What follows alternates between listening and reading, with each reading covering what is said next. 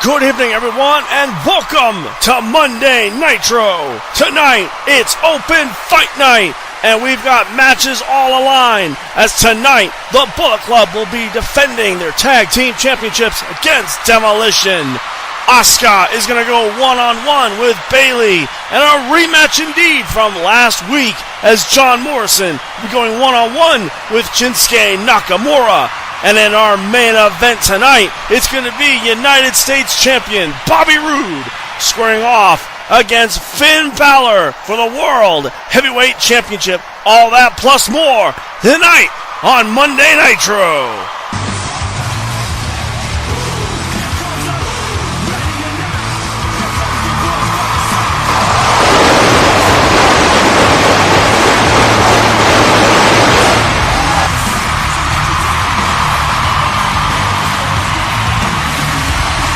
Ladies and gentlemen, welcome to Monday Nitro. Welcome to a new era in professional wrestling.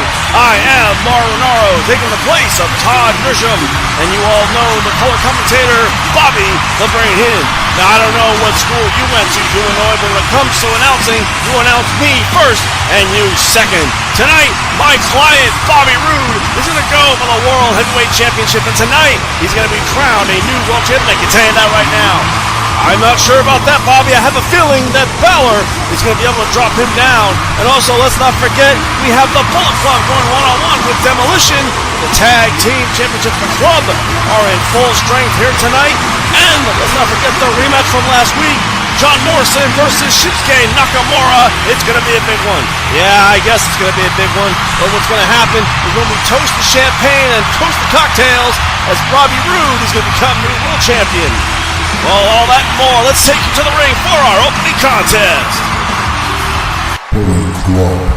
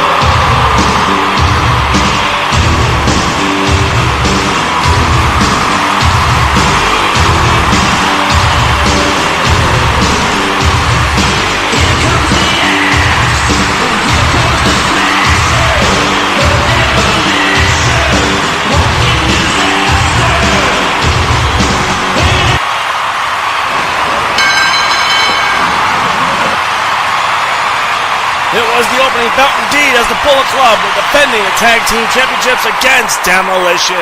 That being Axe, Smash, and Crush. The Bullet Club, Carl Anderson, Giant Bernard, and Doc Gallows would hold up the team. This was one hell of an explosive opener as well. They went to war tonight. The Bullet Club and Demolition was not afraid to exchange fists, forearms, and all the heavy artillery that came with the tag team match, especially a six-man at that.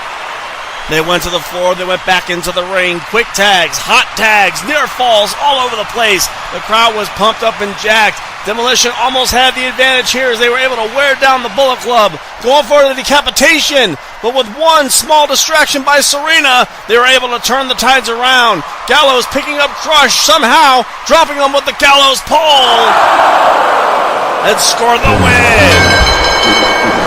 Bullet Club were at full power tonight, screaming out that they were going to not only take over professional wrestling, but they were going to rule the tag team division, making their way to the back.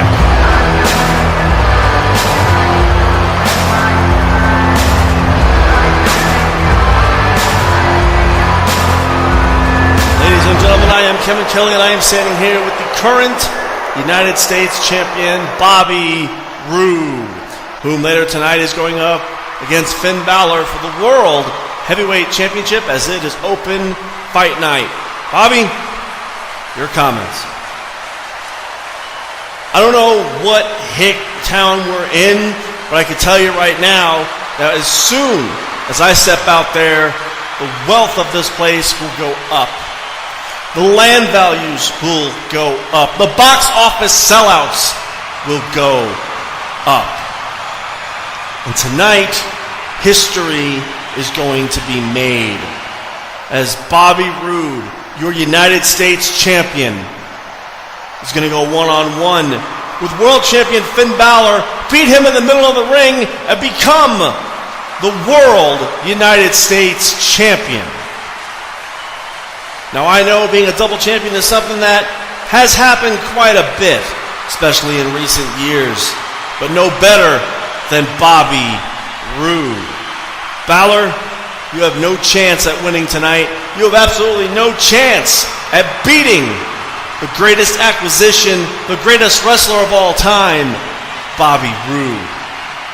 And just like how all you women wish you had a man like me, and how all you men wish you had the opportunity just for 10 seconds to be me, Finn Balor is going to realize and learn real fast that whatever Bobby Roode wants, Bobby Roode gets.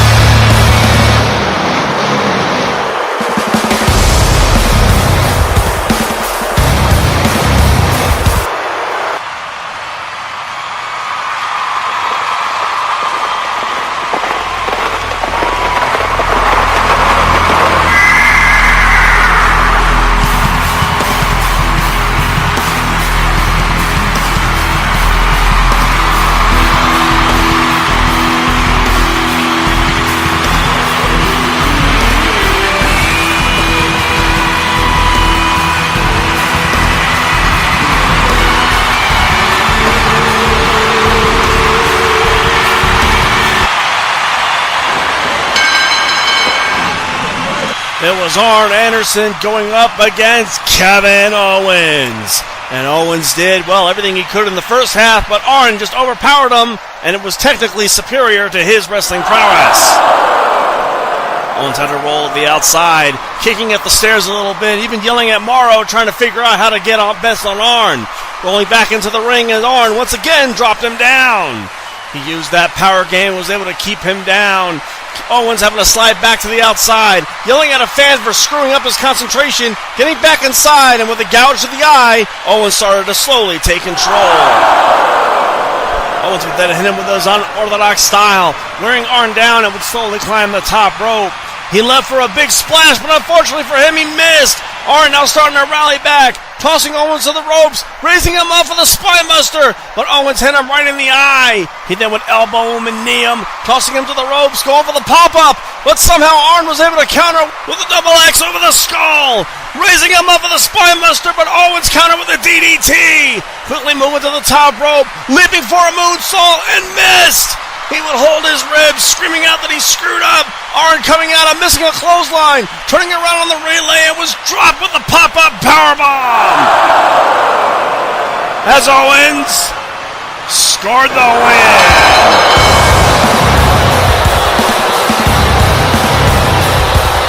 Another legend down as Owens just fell on the canvas.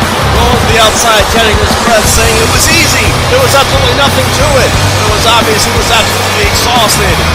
Starting to make his way to the back, yelling at the fans to stop touching him. And he couldn't wait for Wrestle Kingdom where he would kill another legend.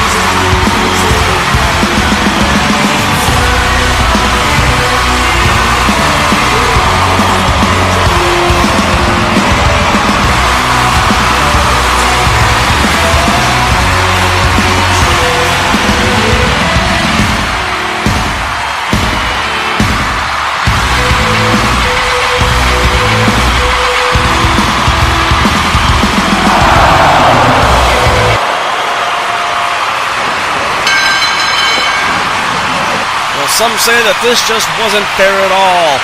Bayley having to go one-on-one with the newly named Asuka, who called herself the Angel of Death. The perfect Lotus. Asuka went right for Bayley, who tried to keep her speed in the game. She tried moving, ducking, dodging, and avoiding at all costs. But once Asuka got a hold of her, it was a pain train of nothing but just torture and sheer brutality.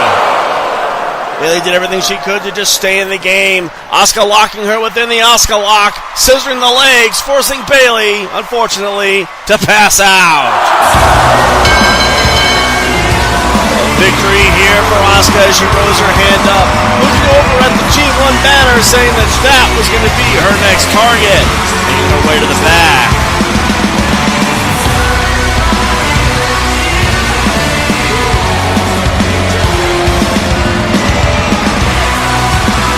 Ladies and gentlemen, welcome back here backstage.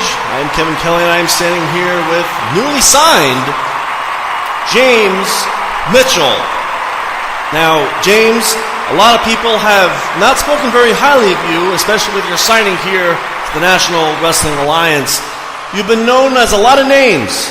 Many would call you the Sinister Minister, the Last Disciple, and the Crimson Walker. Our question is, why the National Wrestling Alliance, and what is your involvement with Paige? Now, you see there, that right there, is a problem that I think a lot of people have. You see, you reflect so much upon my past that you won't even give me a chance here in the National Wrestling Alliance. You see, my thing is I did a lot of bad things over the years, and yes, I understand that it's hard to forgive. It's hard to forget. I understand. And that's why I have turned a new leaf. Oh, this is definitely not an act. This is definitely not an act to boost ratings or to try to get my name on the marquee. No, this is absolutely true. Because you see, at the lowest of blows, in my deepest, darkest recesses, James Mitchell, your sinister minister, at one point was a dirty, despicable human being that I had to look in the mirror every morning and hate what I saw. So I sought redemption. I sought validation. I repented for my sins. And that's what I'm doing here at the National Wrestling Alliance. Because you see, there's a lot of evil in this world. I've seen a lot of evil walk. I've managed a lot of people that walk that line of evil, that walk that line of darkness, that walk that line of self-degradation, self-humiliation, and self-unworth. And I'm here to cleanse the unholy. I'm here to cleanse the unwanted. I'm here to cleanse the unclean. Now, Paige is a lovely girl with great wrestling talent, but over the years she's been misused. She's been mistreated. Hell, many would say she's even been underutilized everywhere she goes. She is unappreciated. She is unappreciated, underpaid, underutilized, and underexposed. So of course, Paige, to try to get any kind of popularity, to ever get on the spot, on the map, to get a little bit of TV time, you have to cut corners. You have to commit sin. You have to do things that you shouldn't have to do to make a name for yourself in this business, and that's what Paige did. So I saved her from going down that horrible, horrible path that I myself had gone down. And for that, Paige is following my gospel. Paige has sought redemption. Paige has found redemption. And Paige is a holy disciple of my teachings. And to further prove just how good my teachings are, we accept anyone, any color, any creed, any race. It doesn't matter if you're man, woman, child. If you feel that darkness pulling at you inside, all you have to do is talk to Father Mitchell, and I will convert that darkness into a thriving light, and I will show you the gateway to greatness. Now, Paige, unfortunately, tonight is unable to perform, as she has duties at Chick Fight. But I promise you this, with G1 right around the corner. You're going to see what my teachings do. You're going to see what my brilliance has done. You will see what James Mitchell brings to professional wrestling.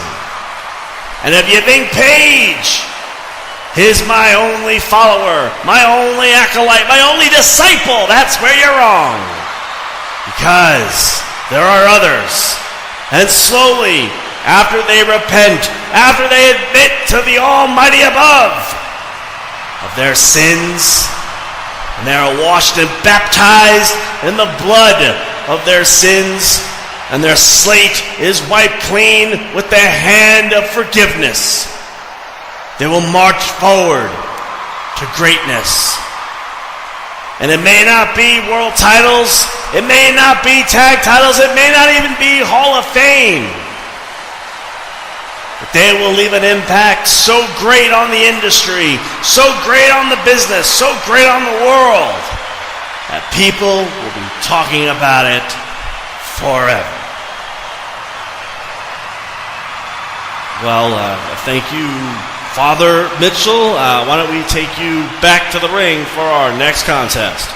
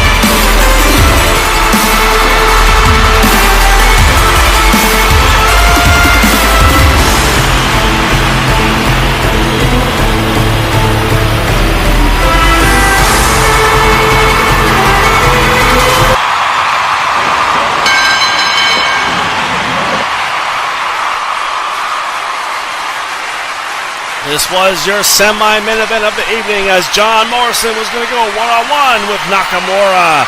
This was going to be round two as both of them will circle the ring, getting ready to lock up as all of a sudden we heard Chris Jericho. Whoa, whoa, whoa, whoa, whoa, whoa, whoa, whoa. Hold on right there, officers. That's the guy right there. That's the guy right there that I have a restraining order on. I have a restraining order. Nakamura needs to be removed from this building post-haste. Now, don't boo me. Don't boo your FIP world champion. Nakamura has no right to be in this building to face John Morrison. If anything, he needs to be back at home where he belongs. Back in Japan making sushi bowls or whatever it is he does. I have a restraining order here. You can't be within 300 yards of the best in the world at what he does, Chris Jericho. Officers, remove him from the ring. Remove him from the arena now. Nakamura just looked at him. The referee getting a hold of the restraining order and saw that, well, that's exactly what it said. Nakamura would just hold his hands up, slowly rolling out of the ring and started to make his way to the back. The fans were not at all happy about this as Jericho yelled at him to go back to wherever he came from. making his way into the ring and demanded that he have a match with John Morrison here tonight. Morrison saying, why not, as the bell rang. We'll replace one match that the fans wanted to see with another one as Morrison went one-on-one with Jericho. The FIP title was not on the line, unfortunately, and this was definitely a match of the ages. Jericho and Morrison locked up and fought well together like bread and butter. Morrison having the more high-flying game, and Jericho stuck to his technical prowess. But unfortunately, Morrison was just a little bit too spry for Y2J, who was sent to the floor not only once, but 3 separate times. Jericho would move around the ring, trying to figure out strategy, going back inside. Morrison not afraid to hit him again with those high-flying moves, trying to take him down with his feet, but Jericho caught him with one hell of a enziguri. That stunned him as he then dropped him down with a suplex, going off the rope and caught him with the lion salt, grabbing his legs and would somehow lock him within the lion tamer. Yeah, Morrison bent right in half as Jericho would hold on to him nice and tight, yelling at him to tap out as he would look over to the monitor.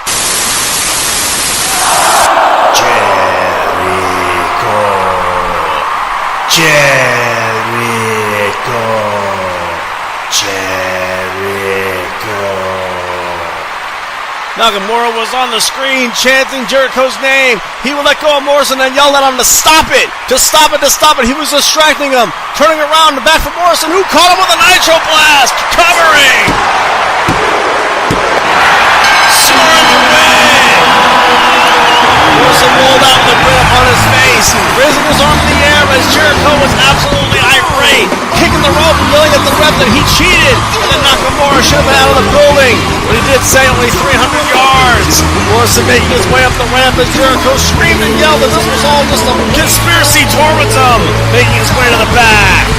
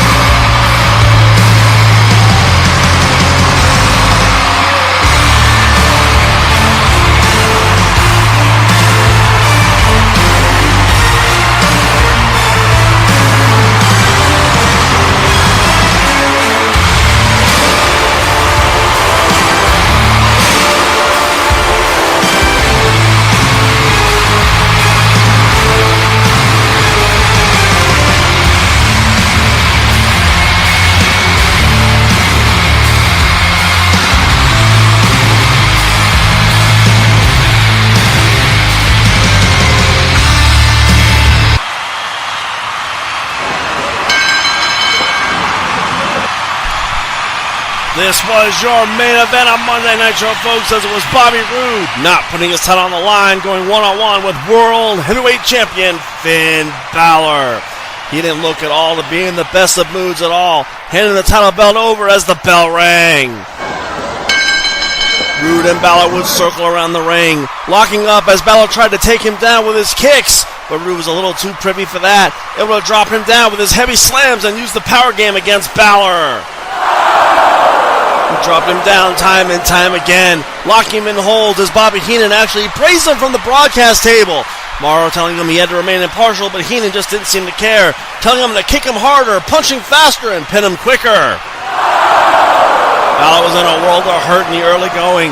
His ribs were hurting him, and Roode knew that. Going for every single rib breaker he could. Any chance he could hit a knee, hit a cheap shot, or even go for the ribs, he would. Balor having to retreat to the outside, coughing and almost seeming to spit up a little harder than normal. Referee checking on him, but Roode wouldn't let him get far, tossing him hard into the barricade, then back into the ring. Roode wanted to fish him inside, hitting him with clotheslines and power slams, climbing the top rope unorthodox and caught him with an axe handle, picking him up and dropped him with a shoulder breaker, dropping knees into the ribs and went to finish him off, loading him up for the payoff, but Balor was able to get free. He would hit to his ribs and dropped him with a DDT, moving over to the corner and charged, but he missed a leg lariat. Roode picking him up and dropped him with a brainbuster, yelling out that a new champion was going to be crowned, charging! But Balor ducked and caught him with a Pele kick. Now he started to turn it in his favor, hitting Roode from all angles of the ring, hitting him with risen knees to the face, actually busting him open and clotheslining him to the outside. Oh, Roode was pissed. His beautiful face was smashed. Balor leaping over the rope with a suicide plunger, crashing right into him. They would brawl on the outside, punching and kicking as Roode got kicked in the ribs and thrown back inside. Balor climbing the apron as Bobby Heenan came around. He yelled at him, distracting him only for a second. Roode able to grab Balor and caught him with a suplex into the ring, loading him up and then got him down with the payoff. He would then cover. Only a 2. Roode would yell at the referee to count faster, and even Heenan screamed from the broadcast table, raising him up, going for another brainbuster, but Balor was able to slide free. He got the shoulder and would start to catch him again with his high-flying offense, dropping him with a switchblade, climbing the top rope, leaping for the coup de grace. But Roode rolled out of the way, missed a clothesline as Balor caught him with a spinning tornado DDT from a standing position, moved to the corner and charged, and nailed him with a silver bullet. He then went for the cover, but the referee was distracted by Bobby Heenan. Balor then walked over, grabbing Heenan and pulled him into the ring. He would then toss him right into a risen Roode at this point. Bobby while smacking into each other as Balor came off the rope and nailed him again with a silver bullet. Covering! But the referee was pulled to the outside and blasted over the head by Kenny Omega. Balor would then look over, but we already knew what was going to happen as the Bullet Club that spilled into the ring, starting to beat the crap out of him. Balor was trying everything he could to try to fight back, punching and kicking and trying to just scrap and claw, but the club just had too many people beating the hell out of him. They would hold him up as slowly Bret Hart started to make his way down on the ring. He had a hold of a steel chair as he told the club to hold him up, raising the chair up and then cracked it over his skull. Balor was split open as Bret would just tell the club to finish him off, putting the chair down and would exit the ring. That seemed to be the only thing he wanted to do, grabbing a hold of the world title and started to make his way to the back with it. Balor was then dropped down hard with a quadruple powerbomb. The club just spitting on him and exited the ring, starting to make their way to the back with Bret, who rose the title belt high, explaining that he was taking this back where it belonged, as Nitro would fade to black.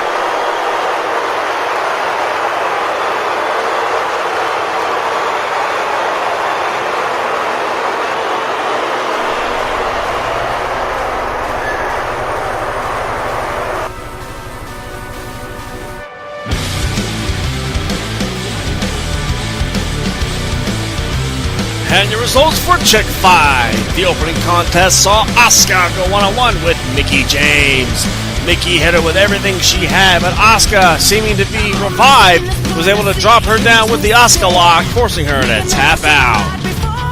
The second contest would see Tessa Blanchard go one-on-one with Bayley, who was still recovering from her match on Nitro. Bayley did everything she could, but Tessa was able to drop her down with the Slingshot Brainbuster, scoring the win. The semi-main event of the evening would see Nia Jax go one-on-one with Natalya. Nia may have had the power game, but she was just a little bit too unbridled as she missed the clothesline. Natalya able to drop her down, catching her with the sharpshooter, forcing her to tap out. And in the main event, it was Charlotte Flair putting the Women's Championship on the line against AJ Lee. This was indeed the showstopper of the night. AJ did everything she could, and believe me, there wasn't much that we can even reflect on this broadcast, as it was Charlotte who caught her with a spear, scoring the win. And your results for New Japan War. The opening contest would see Hayabusa go one-on-one with Heath Slater. Slater proclaiming he was the one-man rock band, and Hayabusa was able to drop him within a few minutes' time. The second bout would see the returning Christian to New Japan, calling himself, well, the missing element of New Japan. He went one-on-one with Jeff Hardy, having perhaps the match of the night, as Christian was able to score the win with the Unprettier. The semi-main event of the evening would see Suicide go one-on-one with La Sombra. And this was yet another barn burner of a match. Suicide able to score the win with the Suicide Solution. And in the main event, Chris Jericho went one-on-one with the returning Sin Cara, but not with a title belt on the line. Jericho and Cara had one hell of a match indeed. Cara made his re-debut strong, but it was Jericho who caught him with a codebreaker, scoring the win. He then popped on the microphone and said he didn't know where Nakamura was, and if he saw him, he would drop him with a codebreaker and force him to tap out. As War came to a close.